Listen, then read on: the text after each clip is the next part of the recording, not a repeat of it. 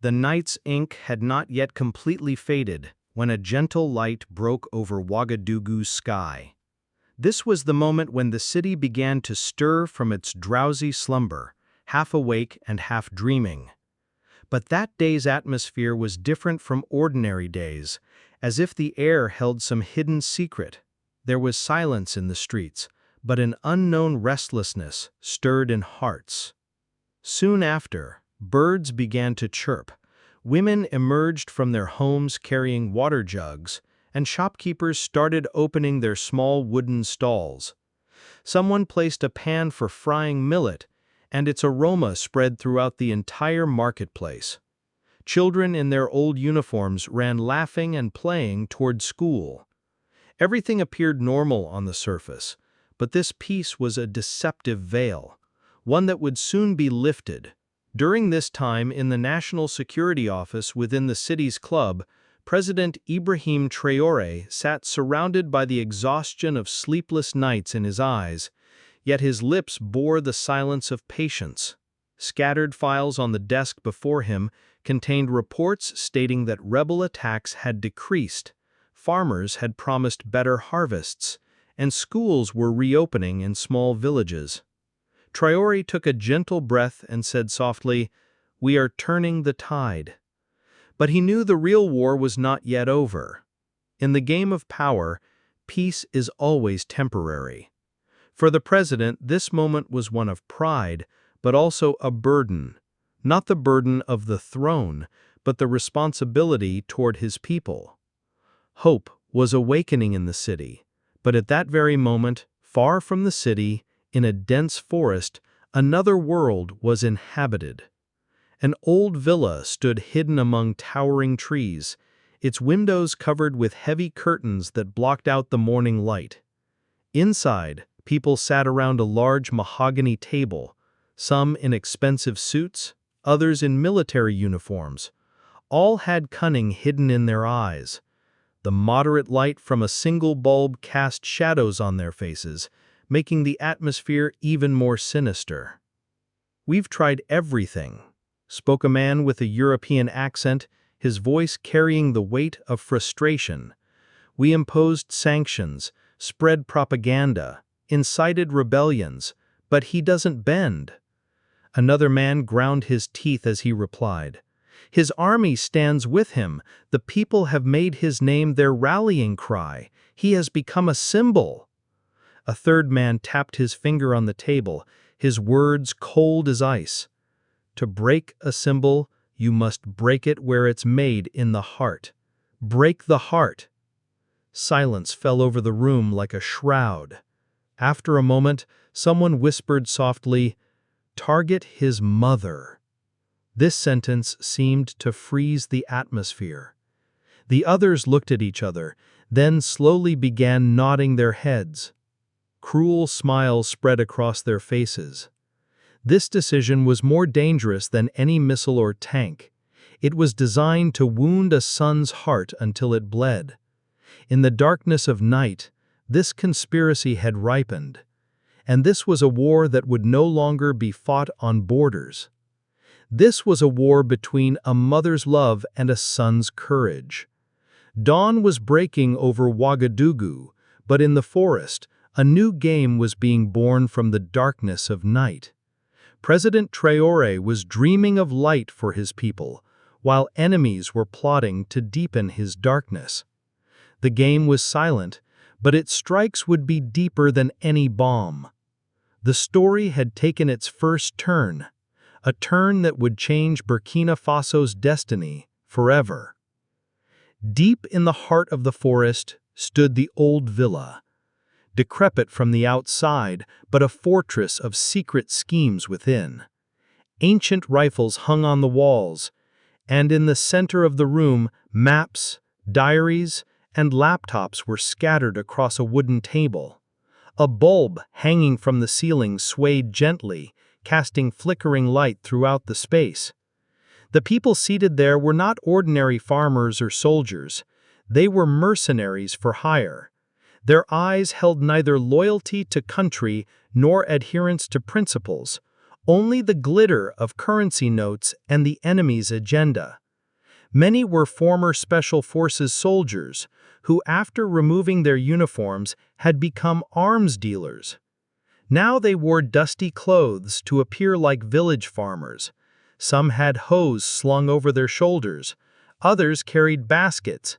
But the reality was that these were all merchants of death. Their eyes were trained to see far through the scopes of telescopes. A map was spread open, and a commander, with a scarred face, pointed to routes with his hand. This guard changes every 2 hours. This escape route. If the truck takes this path from the designated spot, it can cross the forest in 5 minutes.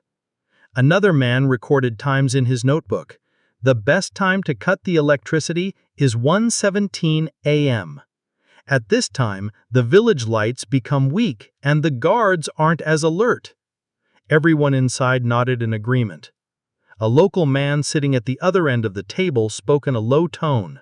"First, we need to see when the president's mother is at home, when she comes out into the courtyard. Her routine should be in our hands."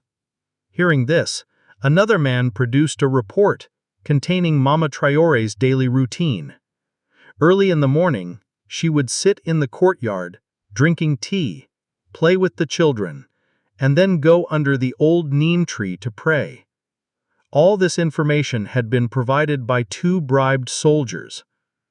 The old eye wound made the cunning even more apparent. He slammed his binoculars on the table and said in a cold tone, "Everyone be ready tomorrow night." At that same moment in the city, President Ibrahim Traoré was calling to check on his mother's well-being. His voice had become gentle. "Mother, how are you? How are you feeling?" On the other side, his mother gave a brief reply. "I'm fine. I just pray that you remain protected from arrogance, my son. May power not blind you." Traoré fell silent, as if a deep pain had pierced his heart. His mother's prayers were his shield. But he didn't know that at these very moments, shadows were spreading around his mother's house. In the villa room, the conspiracy had deepened further. One person presented another scheme.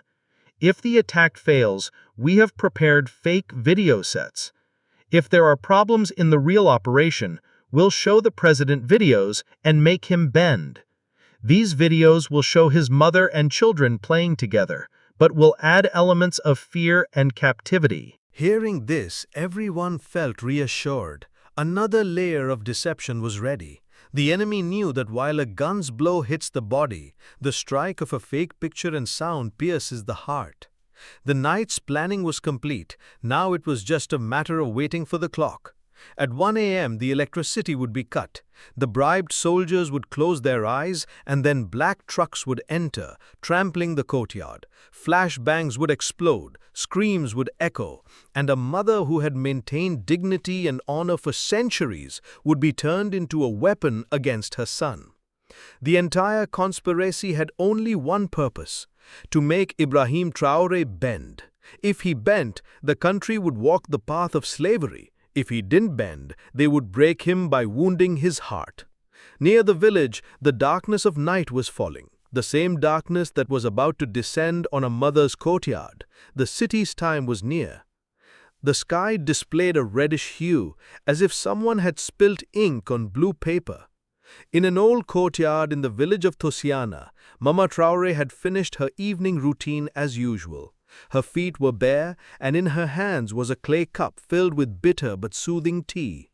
Her white headscarf fluttered gently in the breeze as she walked slowly through the courtyard and sat under the old neem tree.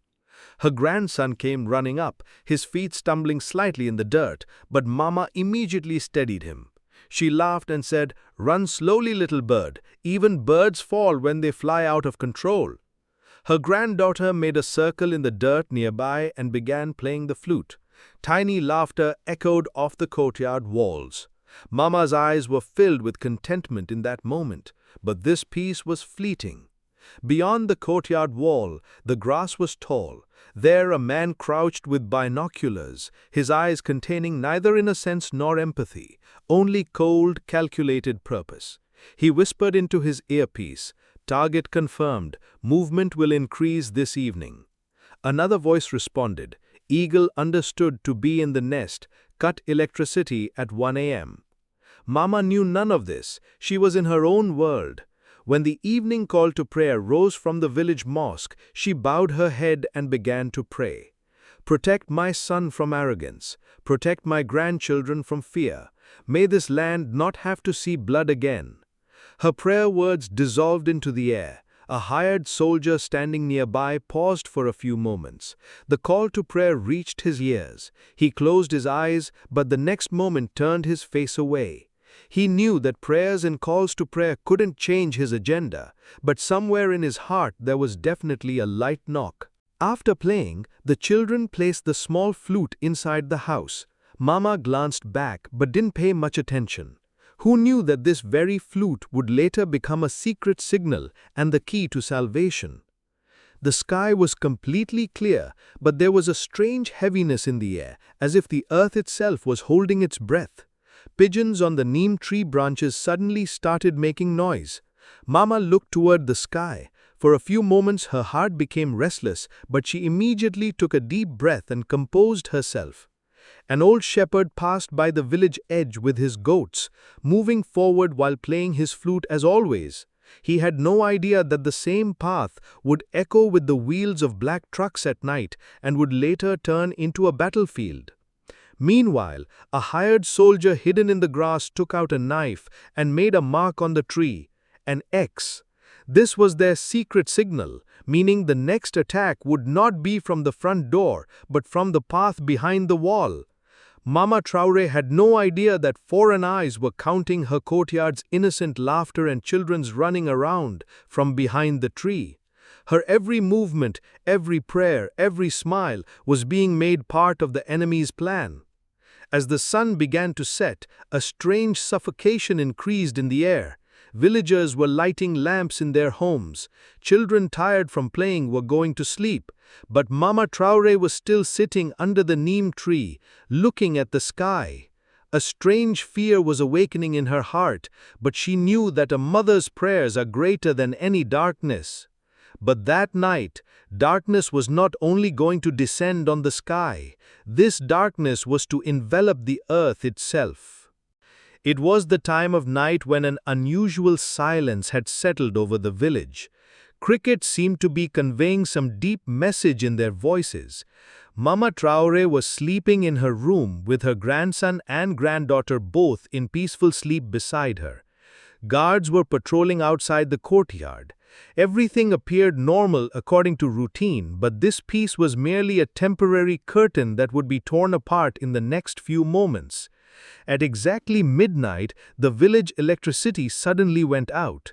Darkness spread across the entire area. A guard called out in panic, "Power's out!" His words hadn't even finished when a tremendous explosion occurred at the village gate. The iron gate broke with a screech, and 3 black trucks entered. The screech of their tires pierced the air. Headlights were extinguished, but the masked attackers wearing night vision goggles could see clearly in the darkness. In one moment, flashbangs exploded with light and noise in the air. Guards fell screaming. Some returned fire but couldn't hold out for long. 2 traitorous soldiers who had already sided with the enemy put down their weapons and crouched to one side. The remaining guards fought valiantly, but the difference in numbers and preparation was evident. Mama Traoré woke up immediately. Windows shattered, smoke spread inside, and children began to cry. She screamed in panic, "Where are my children? Where are you?" Masked men entered. One pulled the blanket and brought the children out. Another tied Mama's hands behind her back. She screamed, "Leave them alone! They're just children!" But a heavy voice came. "We want your daughter-in-law. Where is she?" Mama said nothing. Her eyes were only searching for her grandson and granddaughter. The enemy placed a gun barrel at her temple. At that moment, the window glass on the other side of the room crashed loudly. Aisha had broken through the glass with all her strength and escaped outside. Her feet and legs were wounded by the glass and blood began flowing. But without looking back, she ran into the dark bushes of the garden. Thorns caught her clothes and body, but she didn't stop. With each step, only one voice echoed in her heart: "Save the children! Ibrahim must be informed." Back in the room, Mama Traoré stood firm in her resolve. There were tears in her eyes, but her lips remained silent. The leader came close, bent down, and whispered slowly, "Tell your son that we now have his blood. If he doesn't bend, first the children, then your life." In less than 6 minutes, the entire attack was completed. Masked soldiers forcibly loaded the children and Mama into trucks and left. The courtyard was left with smoke, broken windows, and the bodies of guards lying in pools of blood on the ground. The village atmosphere seemed to scream and then fall silent. Sometime later, in Ouagadougou's presidential control room, a red light began flashing. An alarm sounded. A security officer came running and opened a file. A message flashed on the screen: "Resignation within hours, or see everyone's fate one by one." President Ibrahim Traoré rose from his bed and looked at the message. His hands were trembling. His eyes froze. He read the message again. The words were the same, the threat was the same, but the impact was as if someone had plunged a dagger into his heart.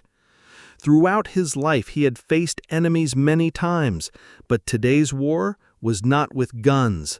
This was a war for the most precious part of his heart. This was an attack on blood relations.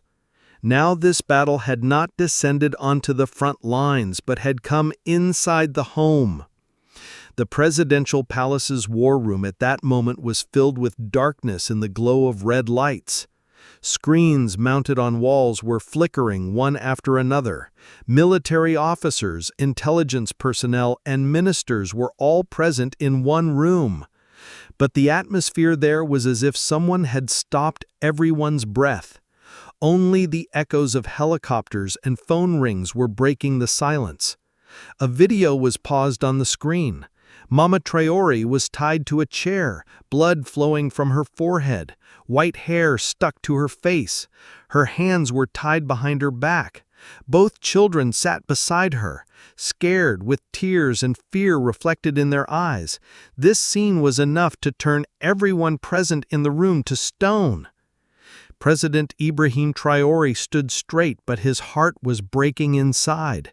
He was staring at the screen with fixed eyes. Suddenly, the video began playing. A masked figure appeared, his voice artificially altered, as if changed by a machine.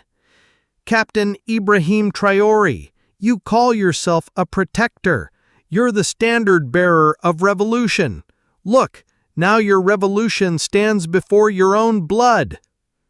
He moved to one side. Another masked man came near the children with a knife. He brought the knife close to the child's neck and stopped. The child's sobs broke the room's silence. "You have 72 hours. Leave the throne. Resign.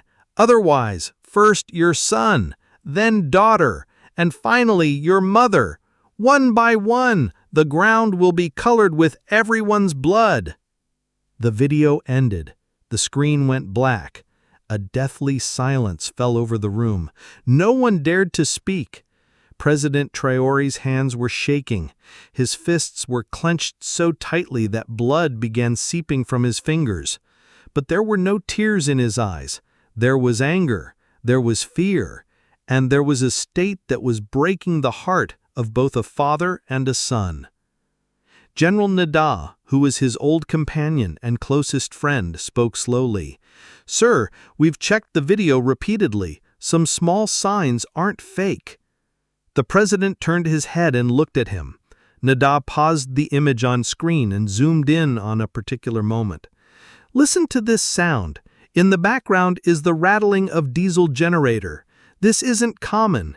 It's the same type used with water pumps in border fields. And this is a bird's cry, red hornbill. This is only found in eastern belt forests." A heartbeat ran through the president's heart.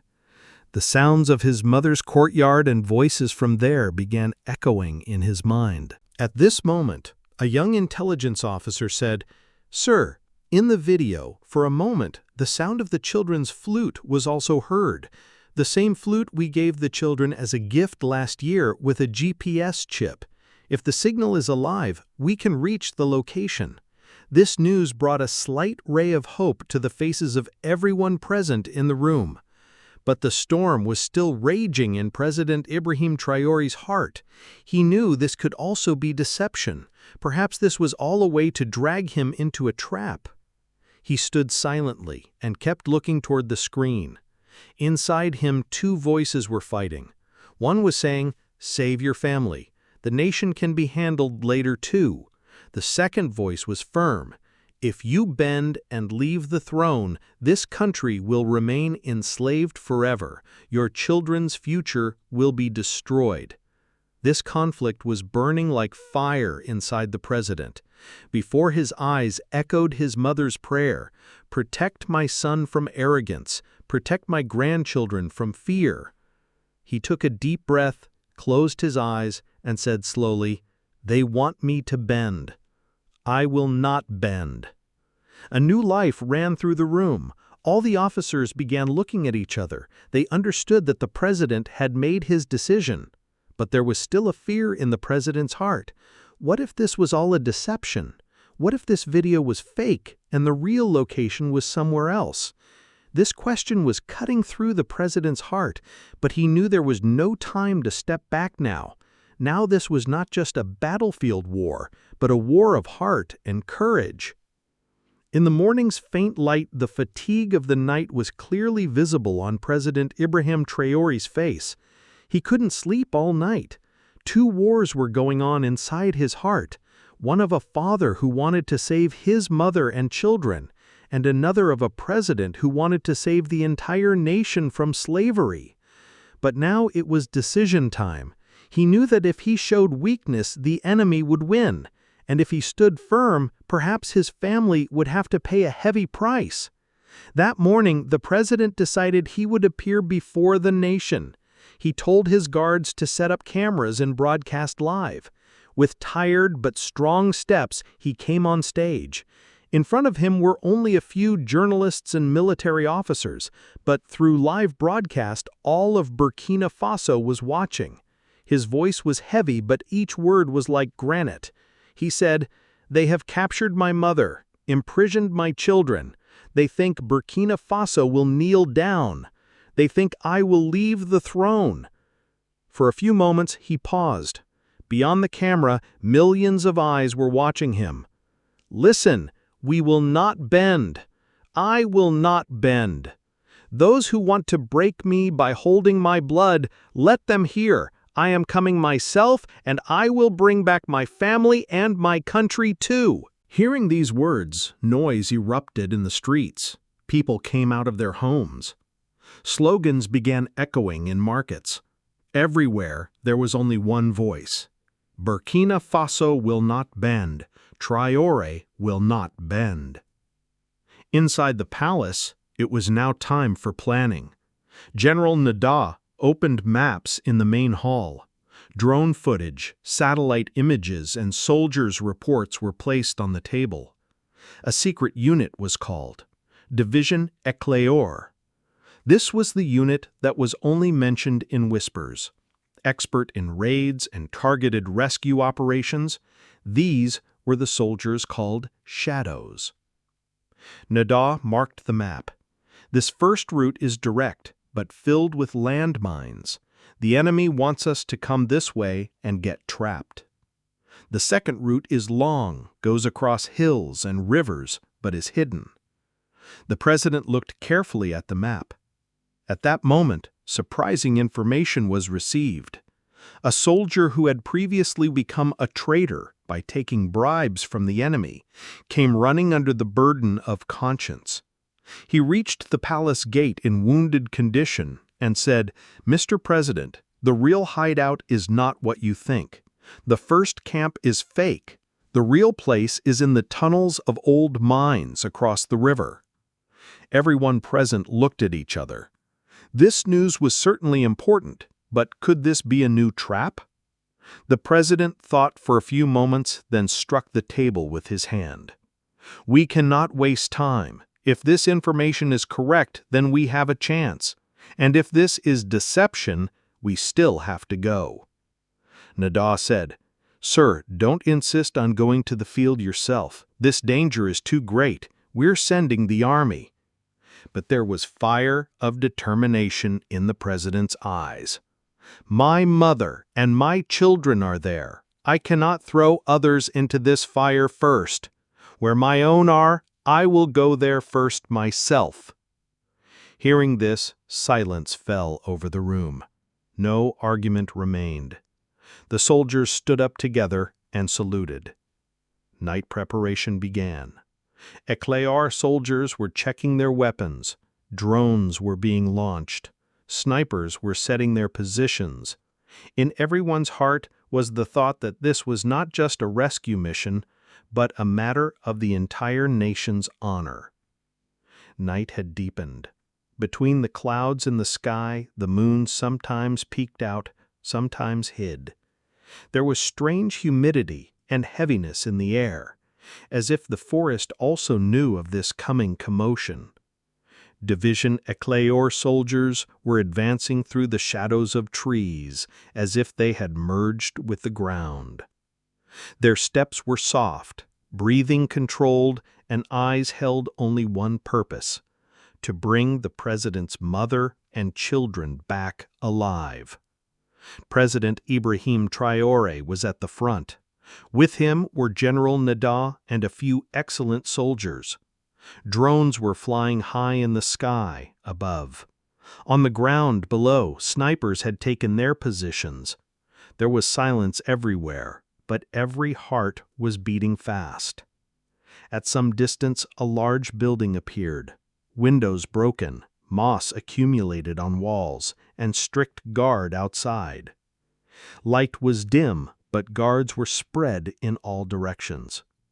Seeing this scene, Nada whispered in his ear, "This is it, sir. This is their camp."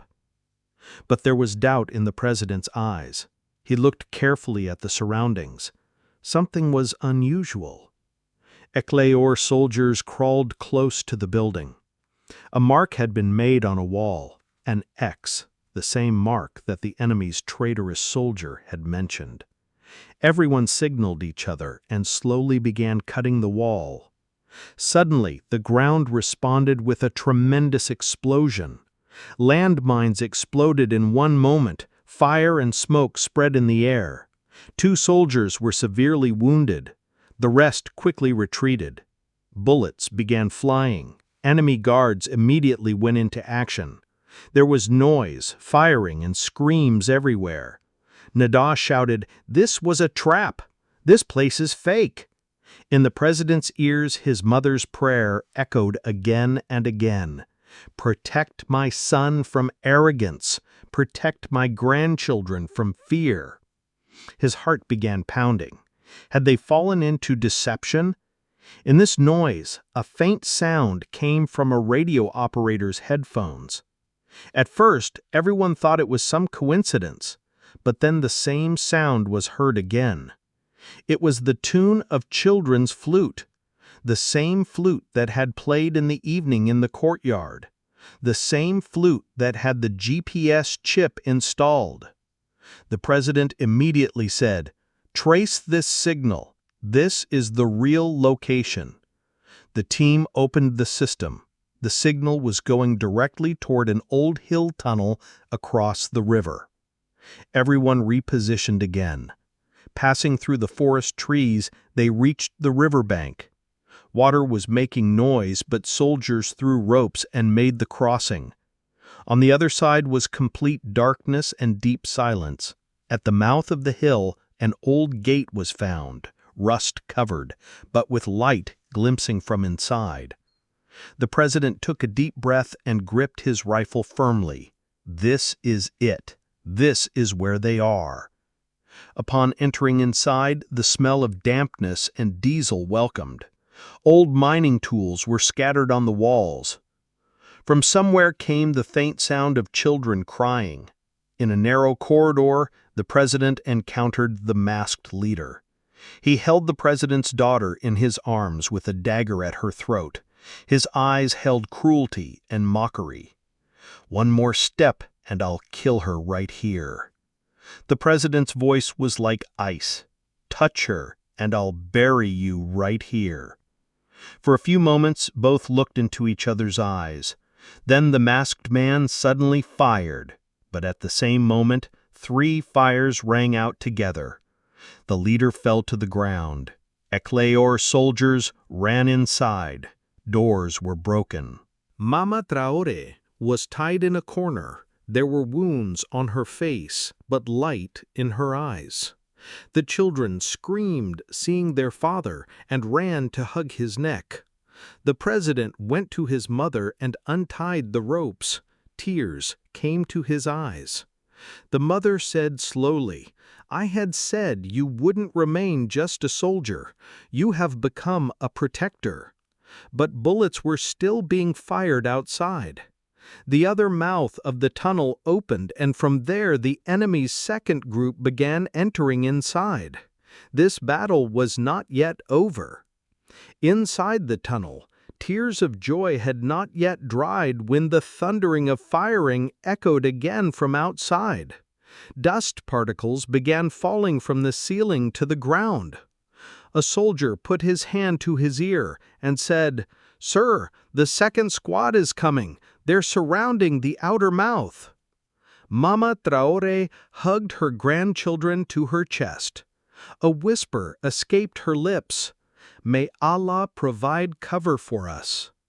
President Ibrahim grabbed his rifle and handed the children to a soldier. There was determination in his eyes, but a storm inside his heart. He knew this battle would now demand even more blood. With an explosion, the tunnel's second gate broke. A line of masked men entered inside. Each had automatic rifles in hands and bloodthirsty intentions in eyes. In the first moment itself, firing began. The sound of bullets hitting the tunnel's narrow walls became ear-splitting. Ecuador soldiers also stood firm instead of retreating. One soldier made a full burst fire with his machine gun. Another threw a hand grenade. With the explosion, 2 of the enemy's men were blown away, but more came in their place.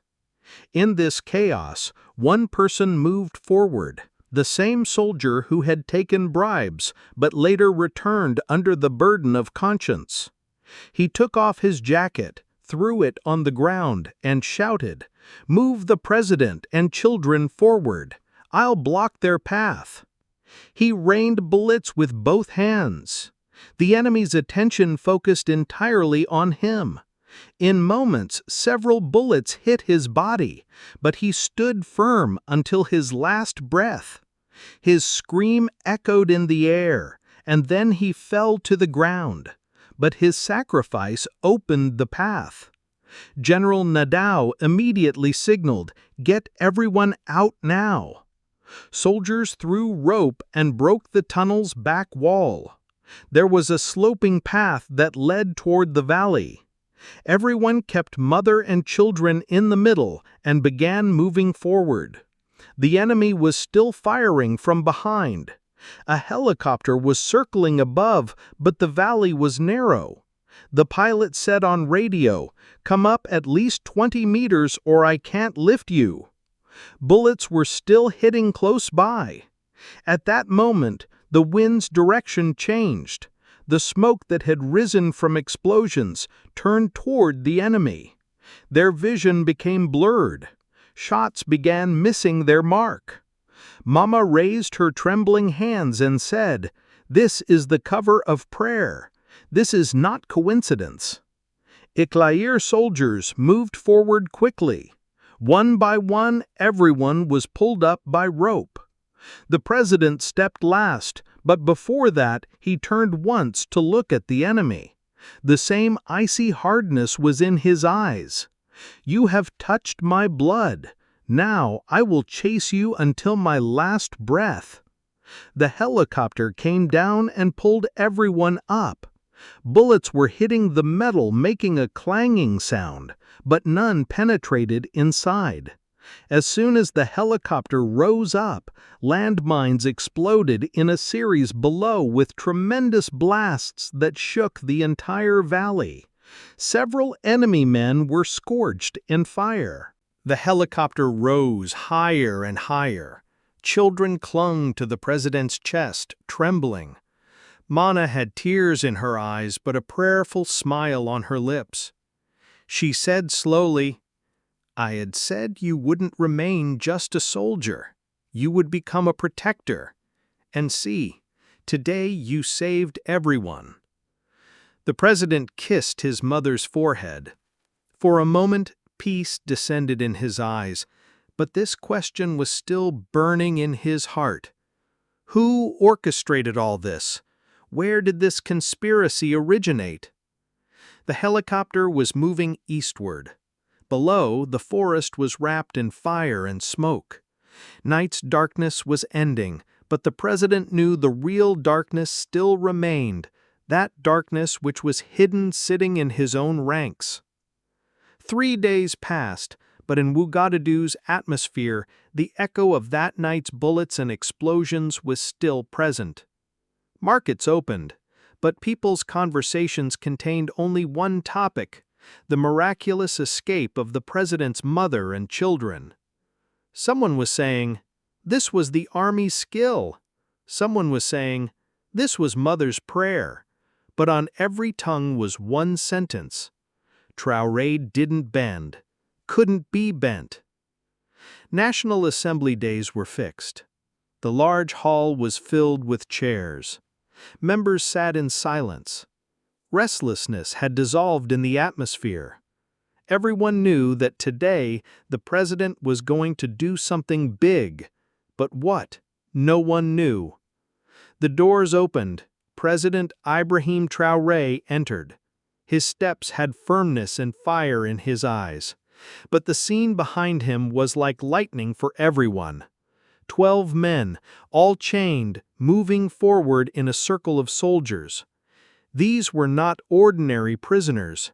These were faces that until yesterday people had seen in high positions: politicians, business leaders, former generals, and some who were once called patriots. Today shame was on their heads and defeat in their eyes. Murmurs began echoing in the hall. Someone said, "How is this possible?" These were all from inside. The president went to the center of the hall and cast one glance at everyone. He remained silent.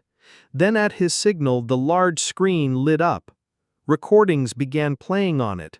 Scenes from dark houses, secret meetings in closed rooms, calls with foreign agencies, videos of money transactions. Each new scene was shocking the hearts of assembly members. Then a sentence played that turned everyone sitting in the hall to stone. "Women and children in action. Location confirmed."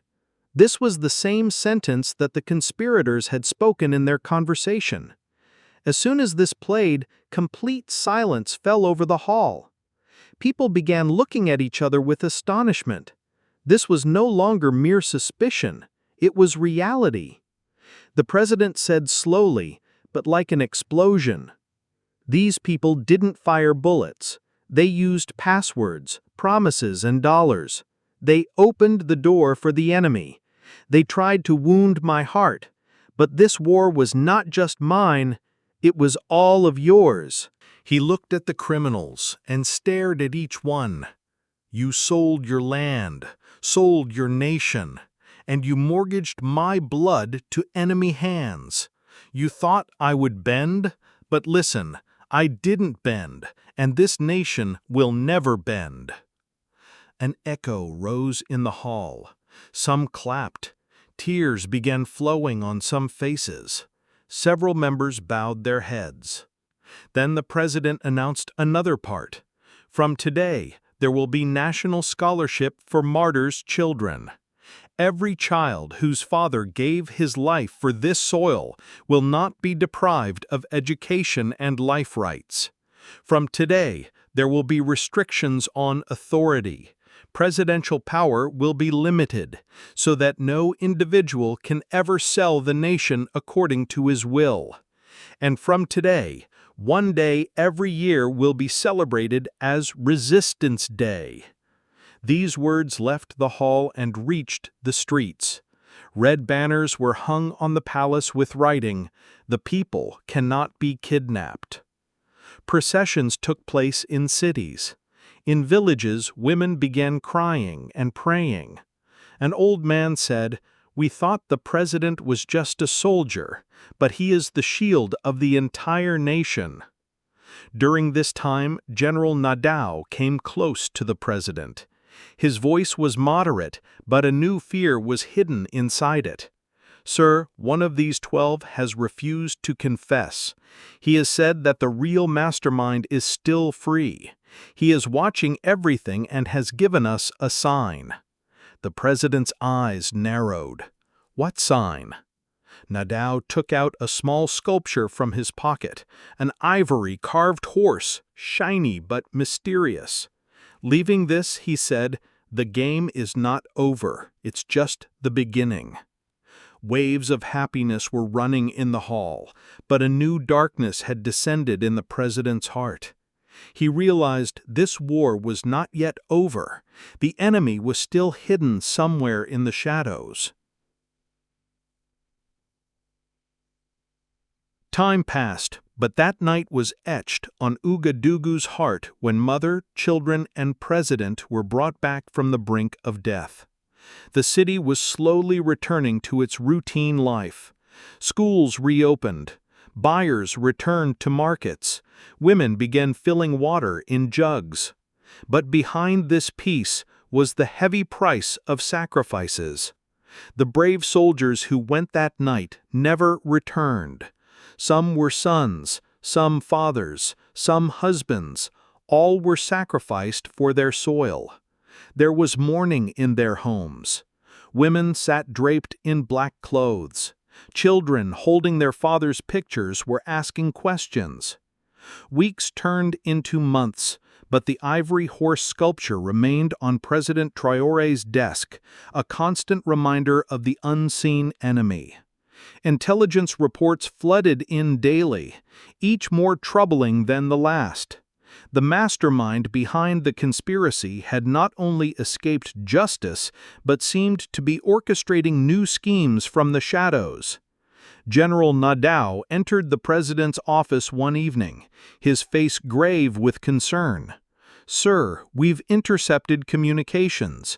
The ivory horse, it's not just a symbol, it's a signature. We've traced similar artifacts to incidents across West Africa. Mali, Niger, Chad, all have reported similar conspiracies preceded by the appearance of these carvings." The president studied the horse under his desk lamp, its intricate details catching the light. "So we're dealing with a network, not just local traders." "It appears so, sir. And there's more." Nadao placed a classified folder on the desk. "Our sources in European capitals report unusual movements of funds through Swiss banks.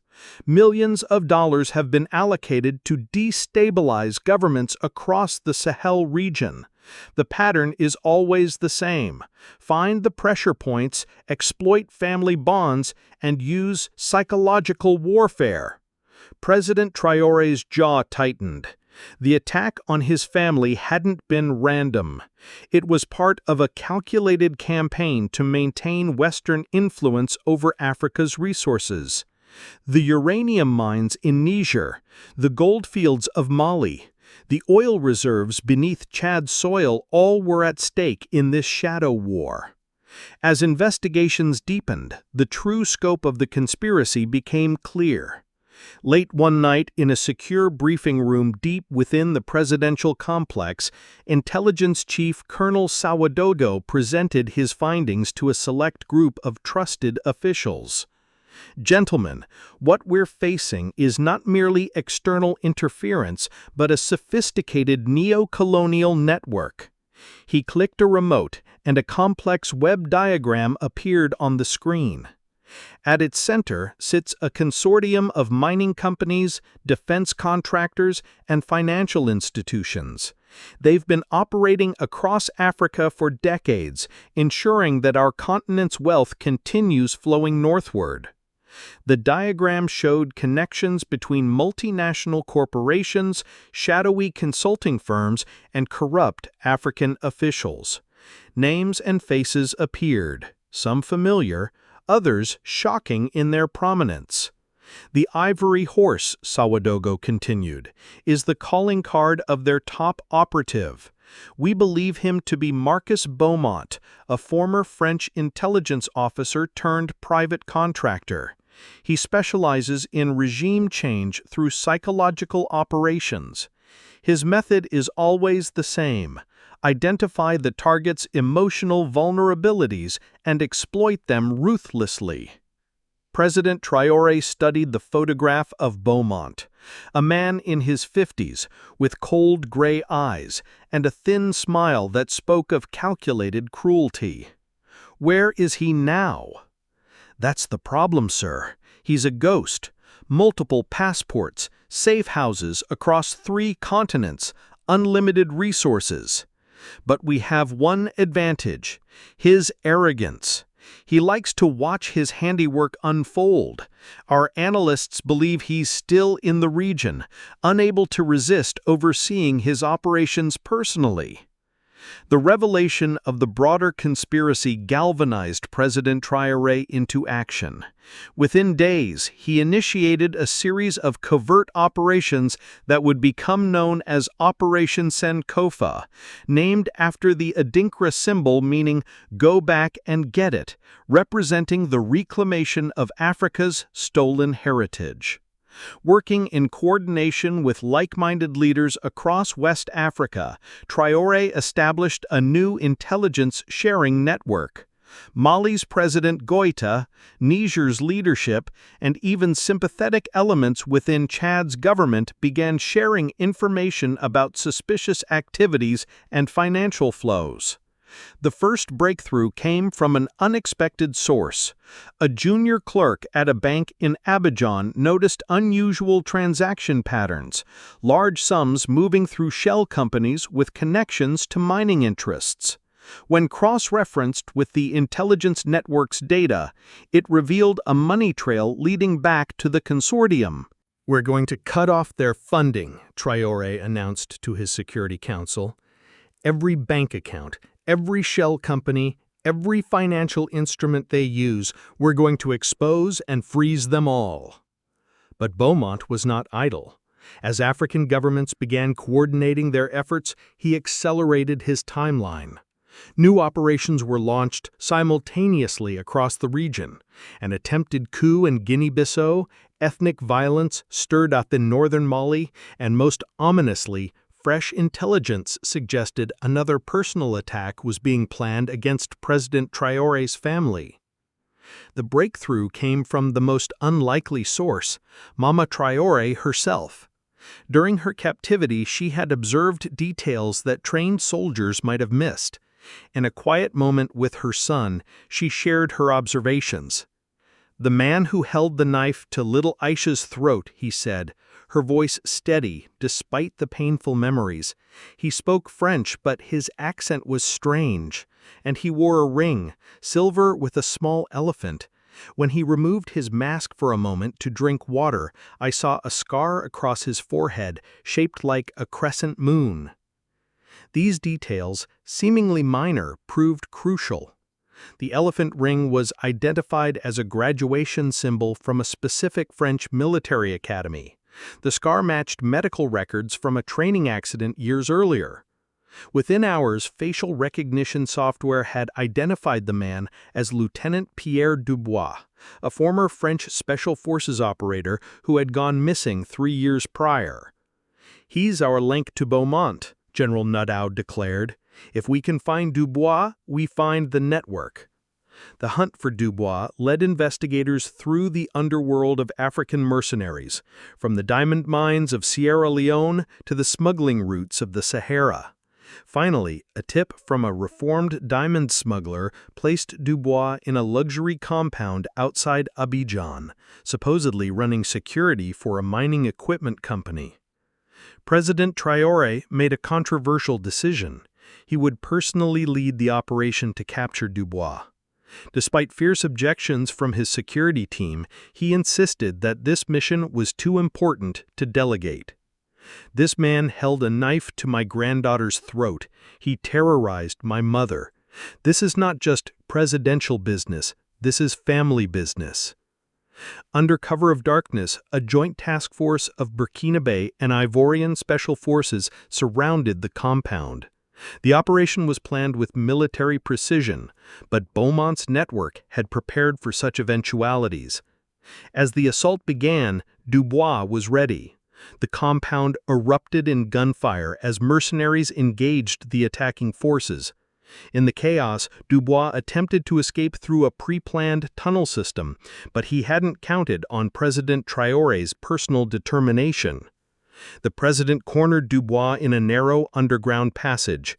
Face to face with the man who had terrorized his family, Traoré's military training took over, but so did his humanity. "You have one chance to redeem yourself," Traoré said, his weapon trained on Dubois. "Tell me everything about Beaumont's network, and perhaps you can find some measure of forgiveness." Dubois, wounded and trapped, realized his situation was hopeless. In that moment, some vestige of the soldier he had once been before corruption consumed his soul emerged. He began to talk. The information Dubois provided was staggering in its scope and detail. The neo-colonial network wasn't just about maintaining economic control, it was about ensuring that Africa never achieved true independence. The strategy was sophisticated, maintained just enough instability to justify continued Western intervention, while keeping governments weak enough to accept unfavorable resource extraction deals. "Beaumont's next target isn't just you," Dubois revealed during his interrogation. "It's the entire West African economic community. They plan to trigger a regional conflict that will require international peacekeeping intervention. Once foreign troops are deployed, they'll never leave." The plan was diabolical in its simplicity. Exploit existing ethnic and religious tensions, arm multiple sides in fabricated conflicts, then offer Western military intervention as the solution. The end game was the effective recolonization of the region under the guise of peacekeeping. President Traoré realized the full magnitude of what they were facing. This wasn't just about Burkina Faso's sovereignty, it was about the future of African independence itself. Armed with Dubois' intelligence, President Traoré embarked on a diplomatic marathon. He traveled secretly to meet with African leaders across the continent, sharing evidence of the conspiracy and building a coalition of resistance. In a hidden location in Ghana, he met with President Akufo-Addo. In Morocco, King Mohammed VI received him in private. South Africa's President Ramaphosa, Nigeria's Tinubu, Kenya's Ruto. One by one, African leaders began to understand the true scope of the threat they faced. The most crucial meeting took place in Ethiopia, where the African Union headquarters provided a neutral ground for sensitive discussions. In a closed-door session with the AU's Peace and Security Council, Traoré presented the full intelligence picture. "Colleagues, we stand at a crossroads. We can continue to react to crises as they're manufactured around us, or we can take proactive steps to secure our continent's future." The response was electric. For too long, African leaders had suspected that their domestic troubles were being externally manipulated, but they lacked proof. Now, faced with concrete evidence, a new determination emerged. Beaumont's response to the emerging African coalition was swift and brutal. Unable to operate in the shadows as effectively with intelligence networks coordinating against him, he decided on a final, devastating gambit. Intelligence intercepts revealed his plan: simultaneous attacks on African Union headquarters in Addis Ababa, the West African Regional Parliament in Abuja, and most personally threatening to President Traoré, a massive assault on Ouagadougou designed to decapitate Burkina Faso's leadership. The attack was scheduled for African Unity Day, May 25th, a symbolically chosen date meant to demonstrate the futility of African solidarity efforts. President Traoré faced the most difficult decision of his presidency. He could go into hiding, protect himself and his family, and let Beaumont's final gambit play out. Or he could use himself as bait, drawing Beaumont into a trap that would end his threat once and for all. A leader's duty is to shield his people, not to hide behind them, he told Mama Traoré as he explained his decision. I will not let fear dictate our actions. Mama, now recovered from her ordeal, but bearing its mental scars, looked at her son with pride mixed with concern.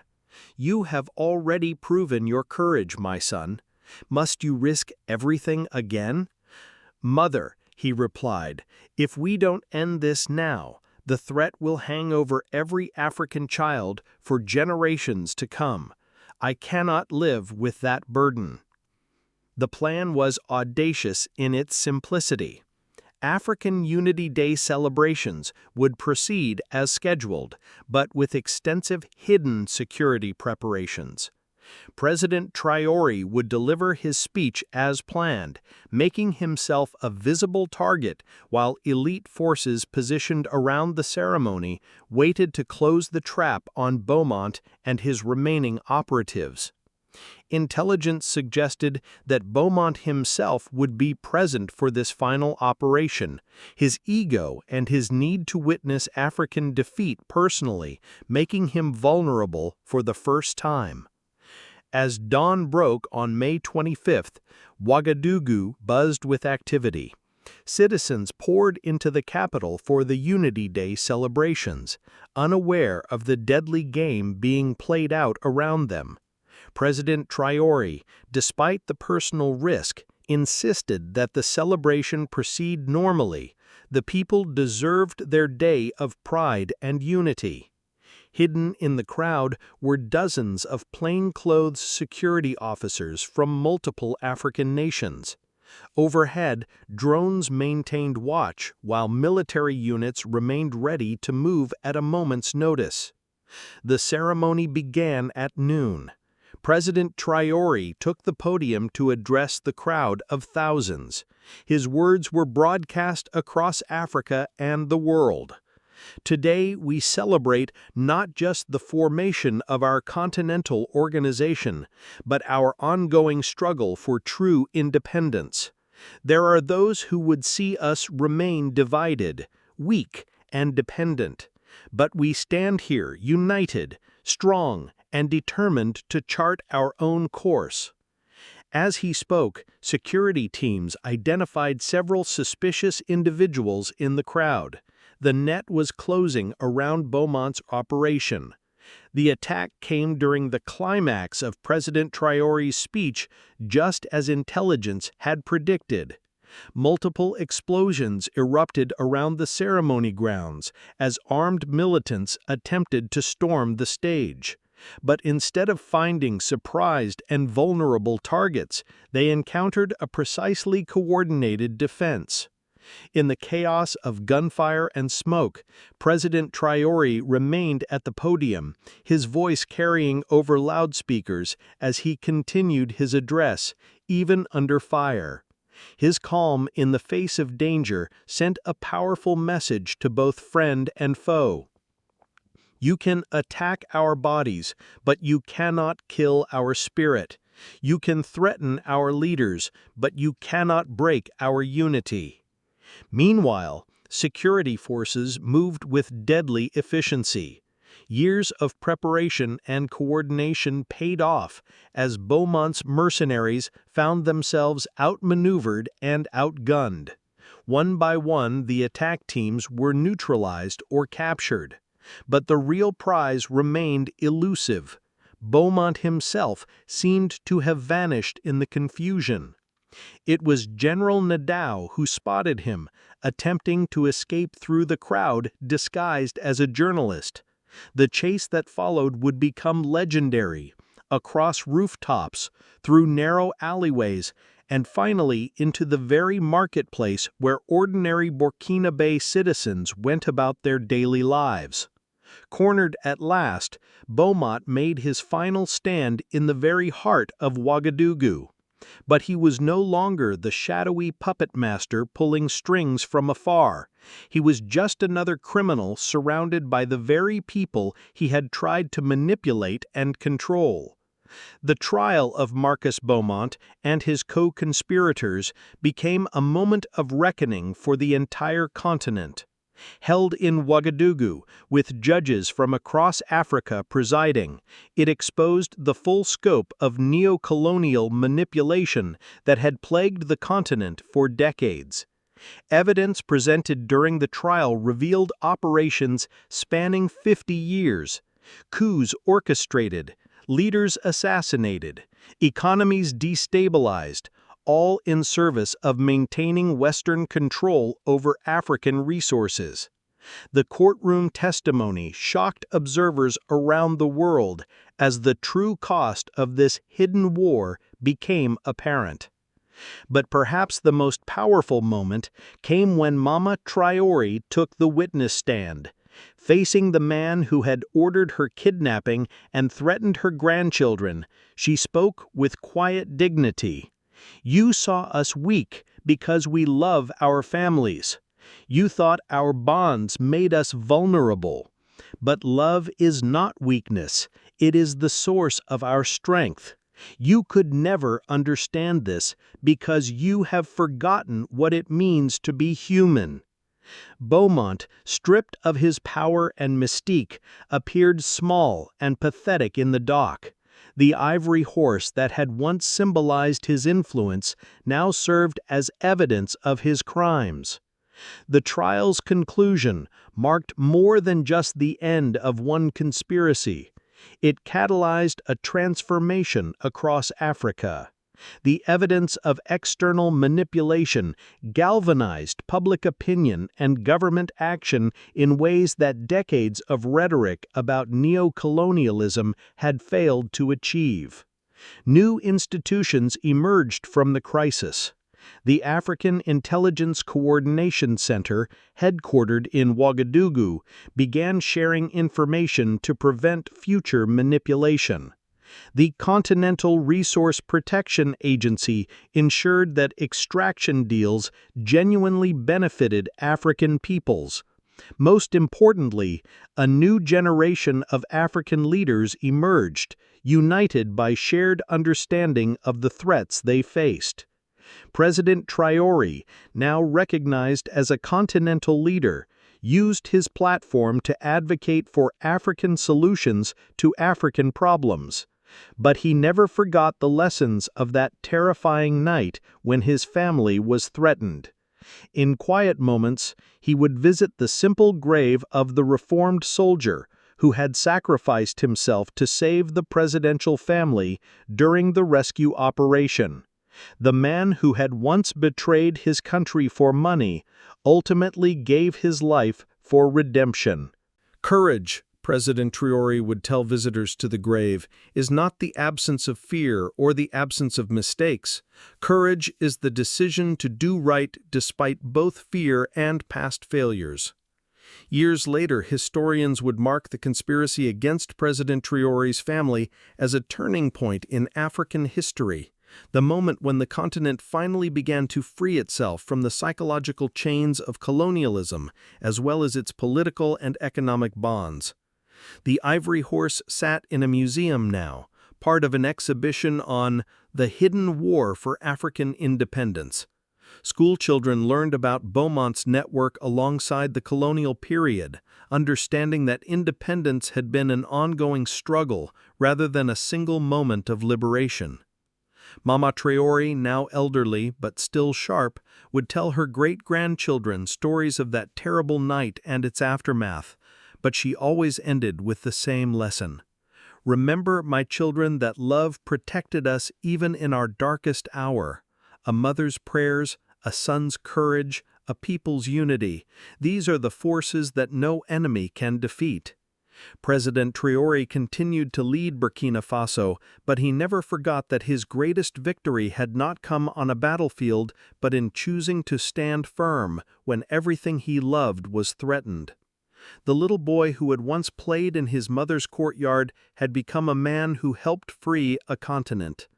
And in villages across Africa, mothers still told their children the story of the president who would not bend, whose love for family became love for all Africa, and whose courage in darkness brought light to an entire continent.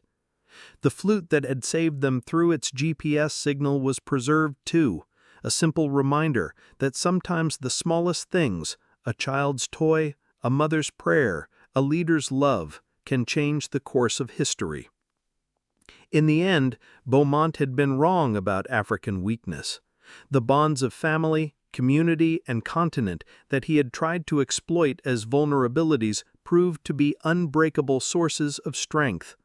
Love had indeed conquered fear, and Africa had begun writing a new chapter in its long journey toward true independence.